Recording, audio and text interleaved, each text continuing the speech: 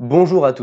Bonjour à toutes et à tous et bienvenue sur B-Menu. Aujourd'hui, dans cette nouvelle vidéo, nous allons continuer à modéliser notre villa, mais cette fois, nous allons nous intéresser aux murs intérieurs, c'est-à-dire que ce soit les refends, qui eux sont porteurs, ou encore les cloisons, qui eux n'ont aucun rôle structurel, juste de remplissage. Allez, on voit ça tout de suite sur Revit.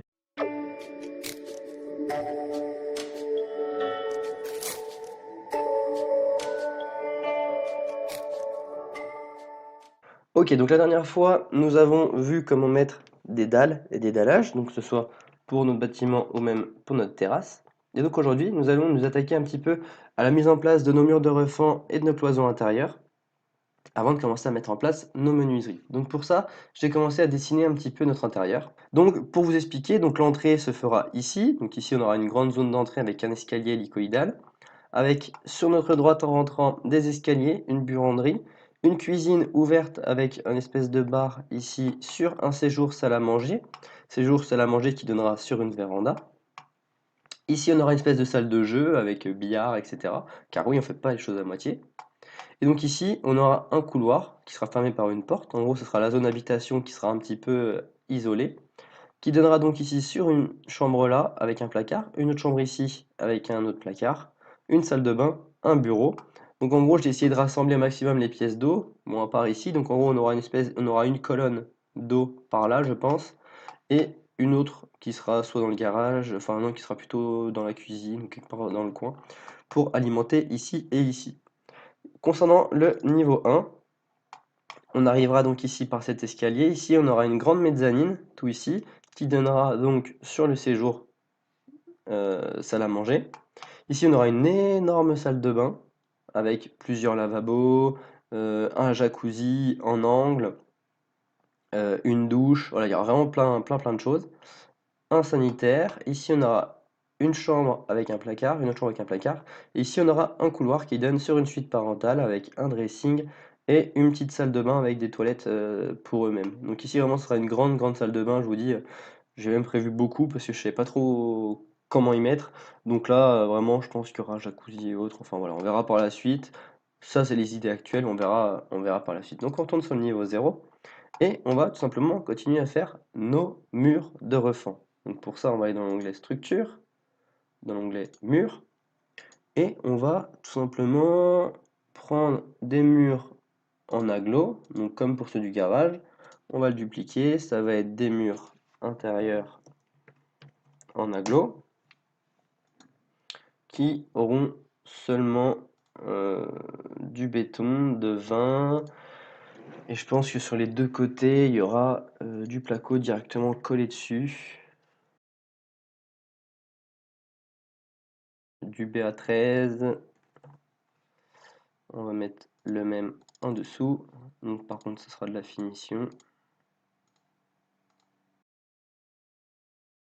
Ok, 1, 0, 0, 13. Parfait. Donc là, on va se mettre... Comment on va se mettre? Comment on va faire nos murs porteurs? Ok, donc ce qu'on va faire, on va mettre ici un mur avec à l'axe. Donc on vérifie qu'on est bien en hauteur N1. Et là par contre, on va se mettre à l'axe du porteur. Ok, et on va donc sélectionner ma ligne de repère qui est ici. Et on va tracer. Super. Jusque là. Donc là, on a un mur porteur là. On va en mettre un autre ici. Ok. Ici, il y aura la mezzanine. Donc ici, il y aura sûrement une poutre pour supporter tout ça. Là, on sera classique. Je pense qu'il n'y a pas de problème. On va peut-être dire ici, hop, un mur porteur là, qui va être un peu plus grand. Donc ici, on va refaire la jonction, qui ne me convient pas. Ce n'est pas la bonne. Si, c'était la bonne. Donc ici, on va lui dire de changer tout ça. On fait des tests, il veut rien voir, il veut rien comprendre. Alors, on va lui dire, oh, interdire le joint, simplement, et on va l'attacher à l'ancienne. Voilà.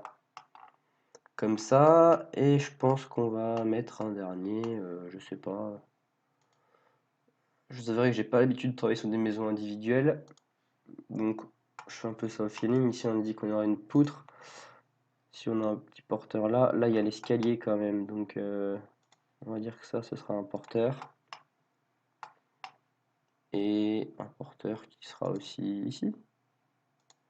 Voilà, et hop là. Voilà. Mince, ça c'est pas bon, donc ici on va couper en supprimant le segment interne. Et on va dire qu'on va couper là, à là. Et que ça, on va le rétrécir jusqu'ici. Voilà. Ça nous fait beaucoup de murs porteurs quand même, hein. Là, c'est pas prêt de tomber.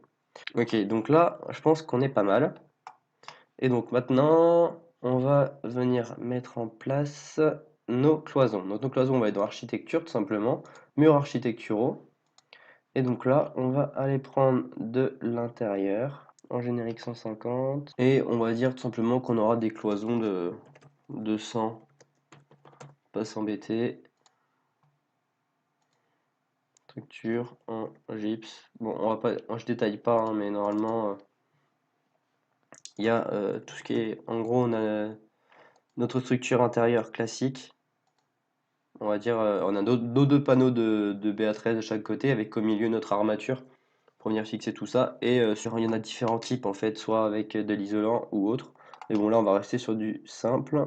Donc, on va dire qu'on est sur une hauteur N1 à l'axe du porteur avec un décalage de 0, jonction autorisée. Ok. Alors, par contre, pourquoi il ne me chope pas mes murs? Ça y est. Donc là, on va aller jusque là. Ici, pareil. Donc là, vous voyez que les jonctions ne sont pas bonnes. Celui rentre dans l'isolant. Ici, il n'y aura rien. Donc, on va tout de suite changer les jonctions. Donc, pour ça, on clique sur notre mur. On dit jonction ici. On sélectionne interdire. Voilà. Maintenant, il suffit juste en gros de cliquer sur notre mur et de le cliquer, déposer jusqu'au nu intérieur de notre cloison ici. Ok. Ok, donc ici par contre j'ai vu qu'il me l'avait interdit aussi. Ça c'est moins cool. Donc on va rattacher tout ça ensemble. Normalement là on sera bon. Voilà. Donc là ici on est tout bon. Avec quelques cloisons porteuses. Moi je dis on est pas mal. On va retourner au niveau 1. Et là on va faire en gros ce que les BE détestent. Mais bon c'est pas grave. On va commencer par les murs en cloison.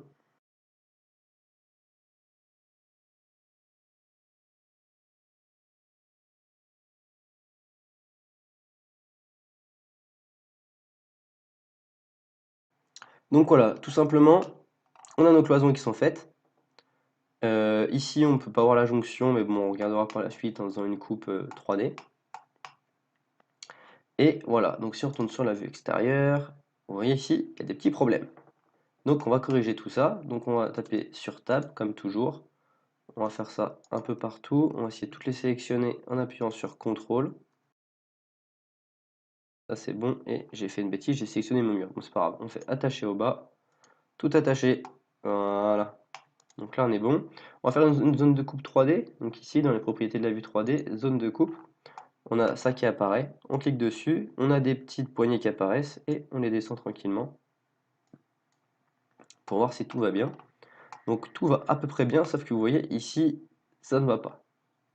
Donc ce qu'on va faire, on va continuer à descendre jusqu'à la moitié de notre dalle, si possible. Voilà.